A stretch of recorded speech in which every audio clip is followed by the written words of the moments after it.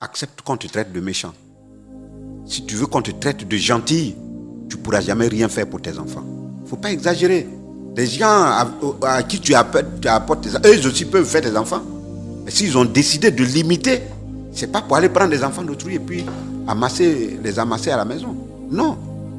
Si tu as fait 10 enfants, ça veut dire que tu as la possibilité de prendre ces 10 enfants en charge. Si tu ne peux pas, ne le fais pas. Tu peux te limiter à 2, 3, au plus.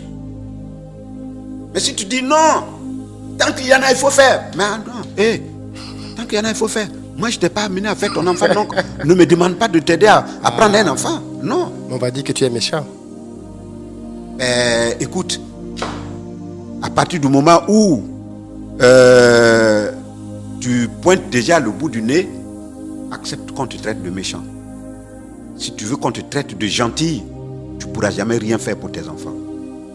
Dans la vie, c'est ça. Si tu veux que tout le monde dise « Ah, il est gentil, il est ouvert, il est gentil », ça veut dire que tu dilapides. Ça veut dire que le peu que tu gagnes, au lieu de mettre cela au profit de tes enfants, tu mets ça au profit des enfants d'autrui, des enfants du dehors, au détriment de tes enfants. Ce que tu mets dehors, tu peux épargner ça pour l'avenir de tes enfants. Mais tu veux que les gens au dehors disent « Ah, tel, il est gentil, il est gentil ». Personne ne va dire, si c'est au village, pour des raisons de travaux champêtres. À l'époque, on disait que les enfants, beaucoup d'enfants, c'est la main d'œuvre.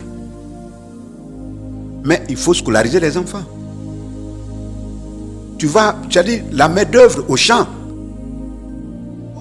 On ne demande pas aux enfants, on ne met pas les enfants au monde pour qu'ils travaillent au champ. Ça, c'était avant. C'était avant.